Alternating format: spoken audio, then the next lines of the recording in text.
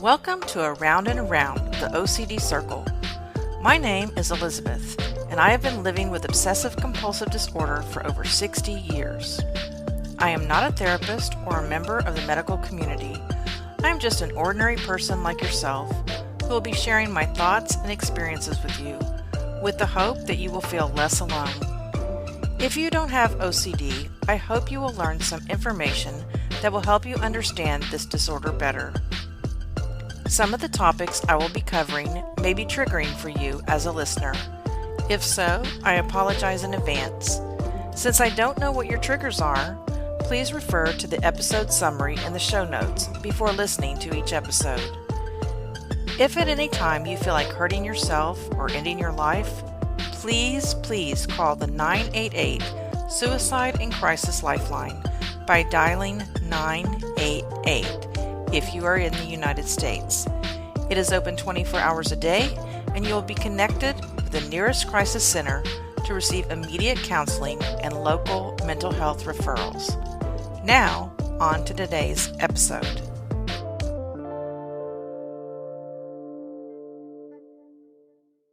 Welcome everyone. Thanks so much for joining me today on Around and Around the OCD Circle. I'd like to remind you that you can reach me at any time at aroundandaroundtheocdcircle@gmail.com. You can also find my blog at aroundandaroundtheocdcircle.blogspot.com and on my social media accounts like Twitter, TikTok, Instagram, and YouTube, which are all linked in the show notes. My name is Elizabeth, and if you're new to my channel, hi. I think I'm finally getting a hang of this podcast thing. I appreciate everyone who stuck with me and has returned to other episodes. And today I'm joined by my two special needs rescue dogs. They just refuse to leave the room, so if you hear a little bit of tapping, that just means they're walking around on the hardwood floors. They're getting their nails trimmed this week, so hopefully the sound won't bother the recording. Today, I will start deconstructing my previous obsessive-compulsive disorder spells with people. By deconstructing, I mean I'm going to tell you what started each obsession, the rituals I performed,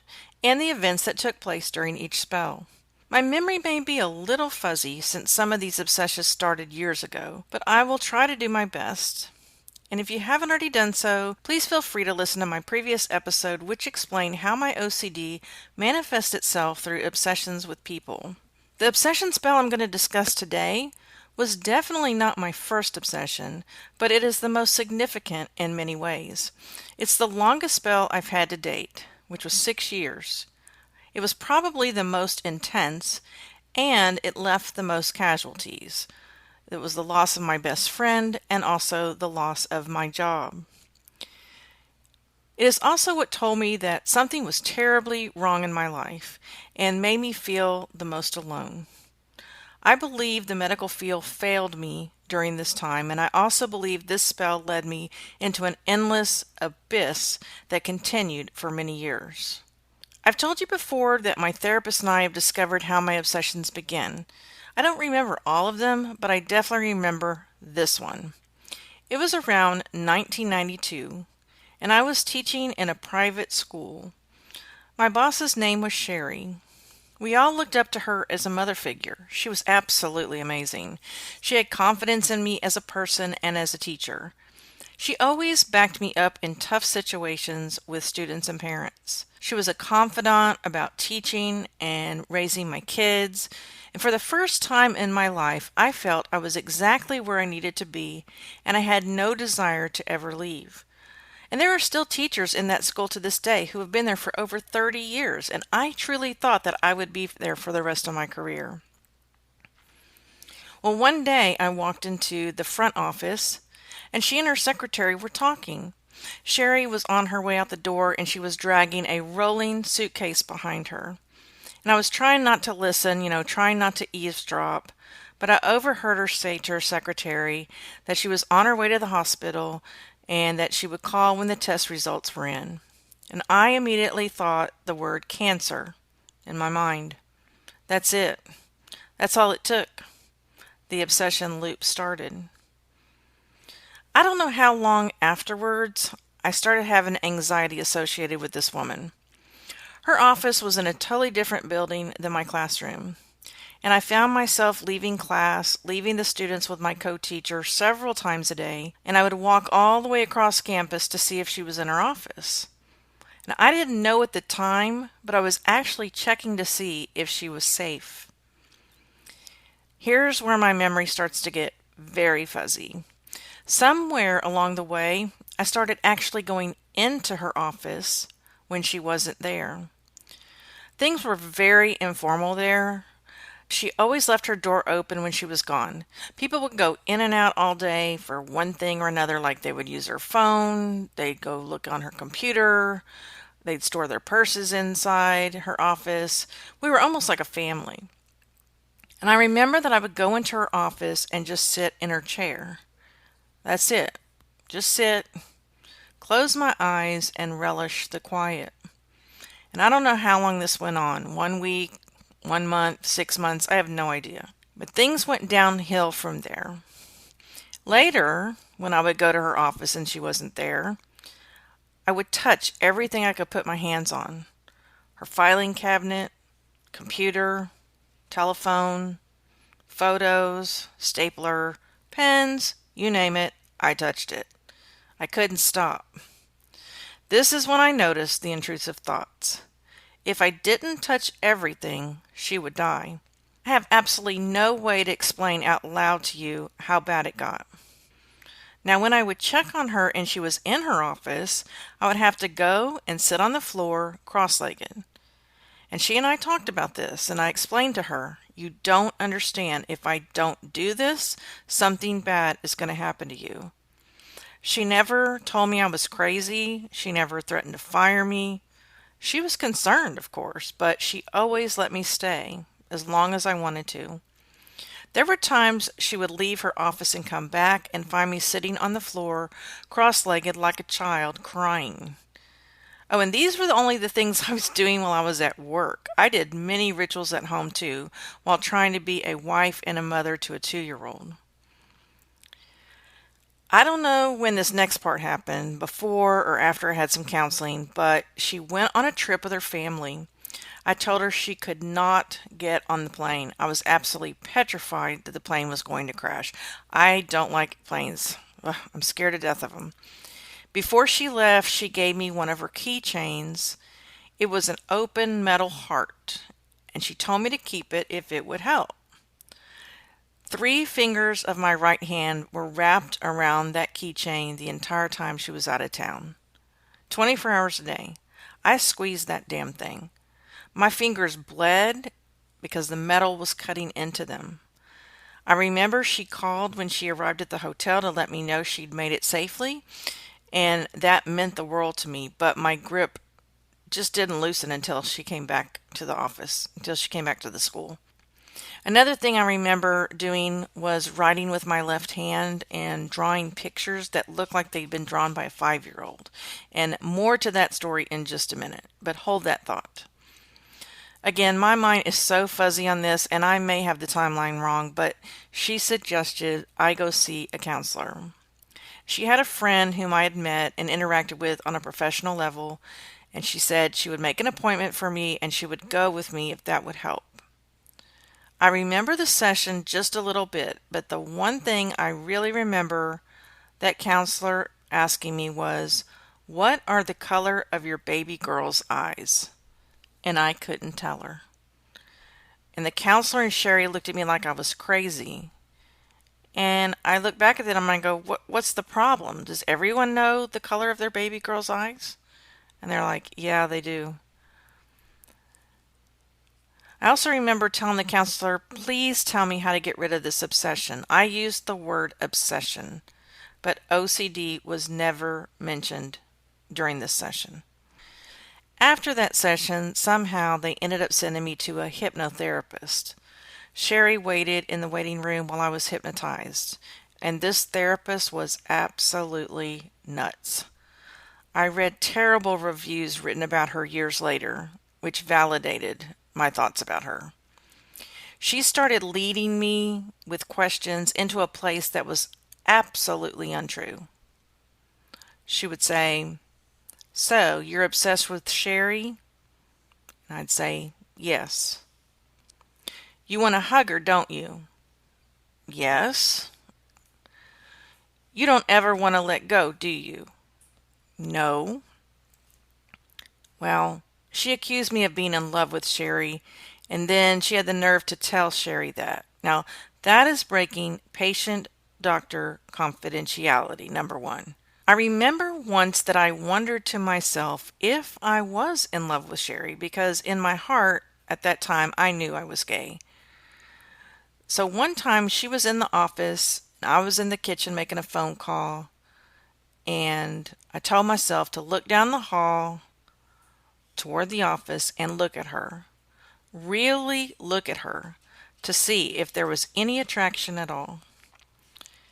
And I was like, nope, nothing. I felt absolutely nothing. I felt like I was looking at my mother.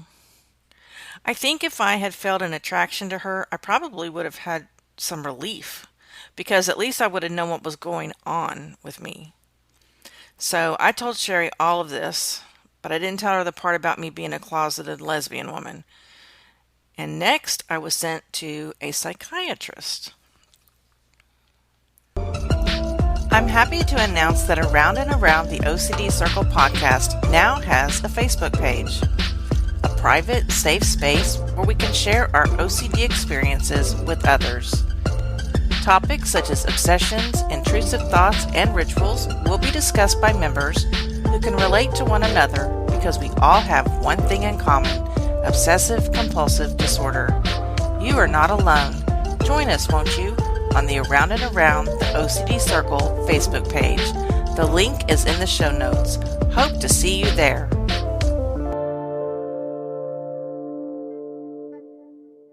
Now, before I tell you about what the psychiatrist did, let me explain what I think was going on all this time. If you remember in a previous episode, I briefly talked about a childhood trauma I went through. I can't mention it here because this podcast is being published on YouTube, and YouTube doesn't allow this word on their platform. This trauma lasted for at least 5 years, from about the age of 12 to 17. And because of this, I never felt safe, and I couldn't tell my mom.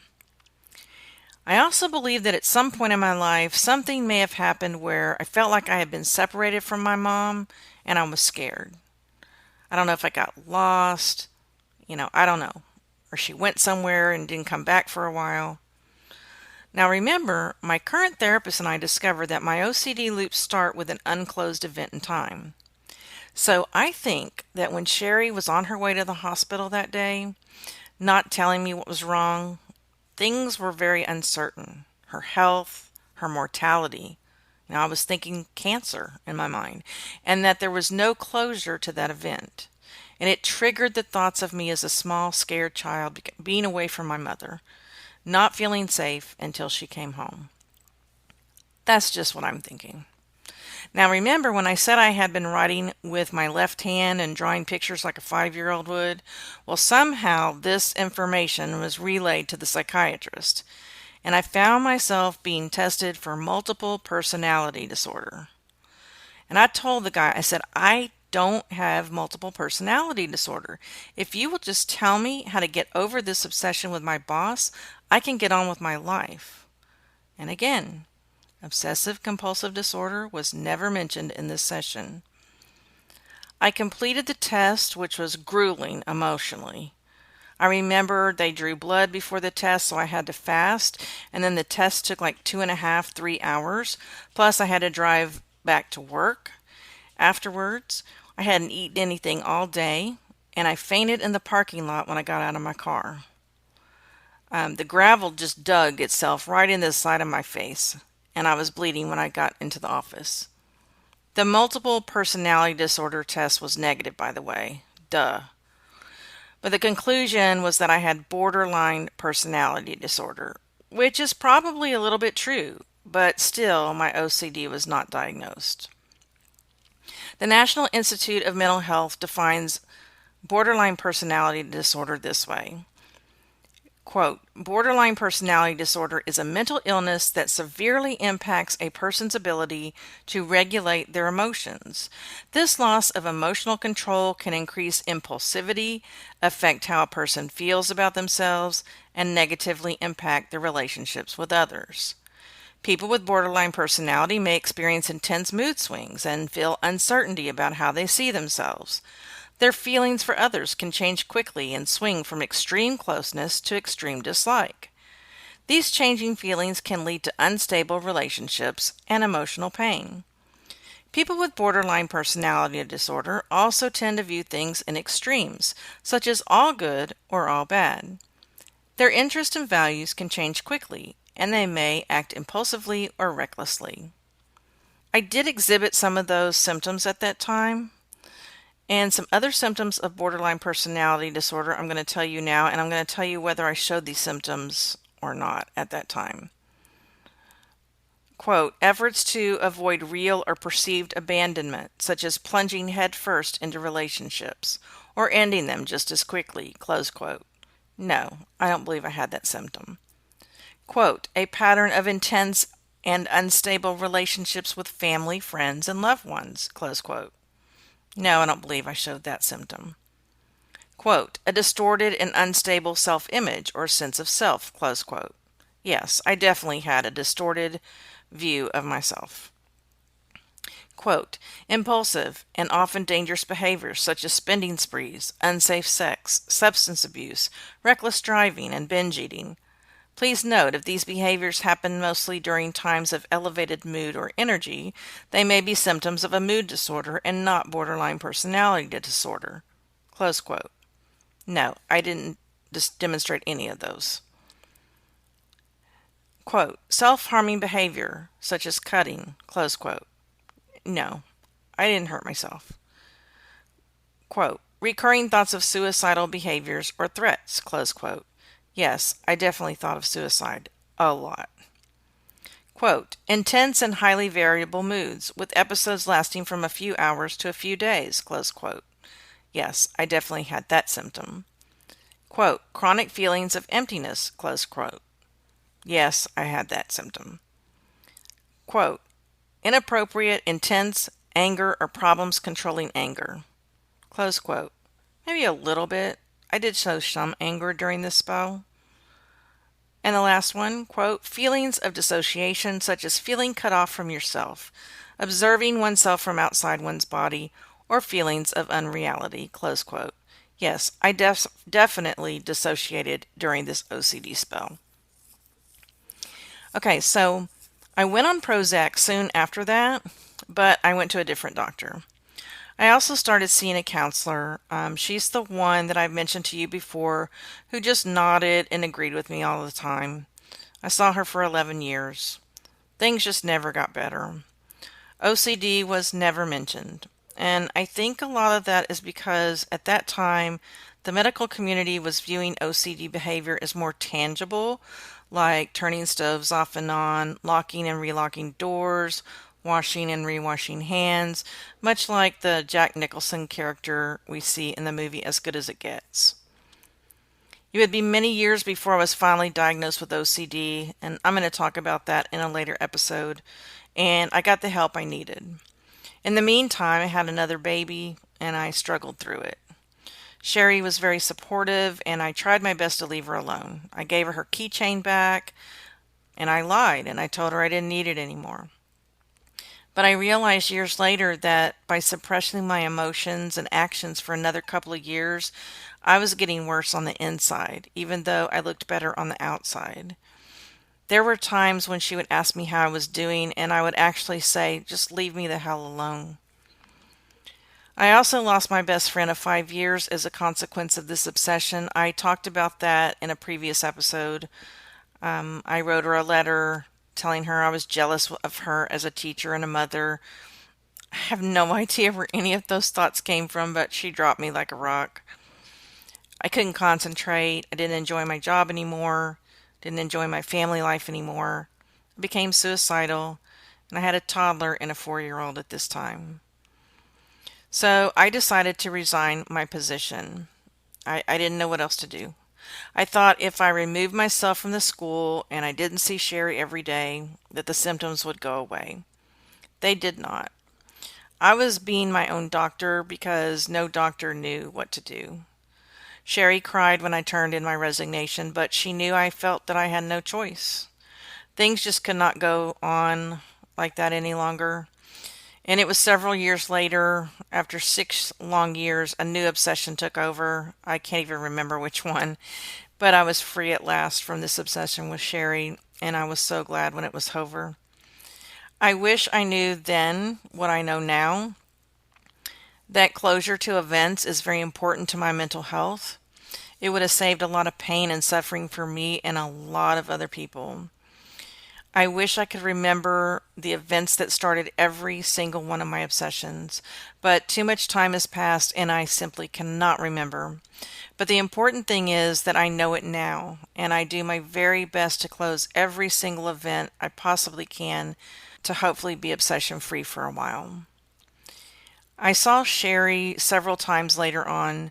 We talked and we laughed like nothing had ever happened. We never really talked about it again. She gave me teaching materials when I started homeschooling many years later, and we touched base from time to time.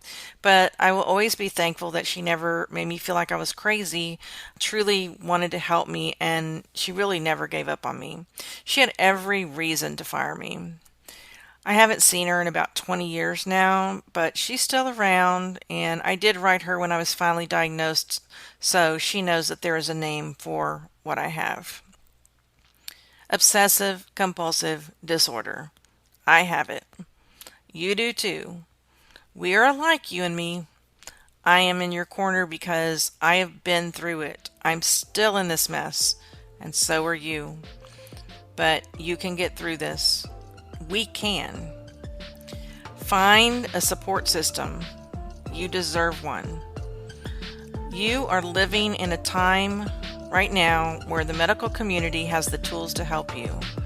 You don't have to suffer like me and so many others did when no one knew what the hell to do with us.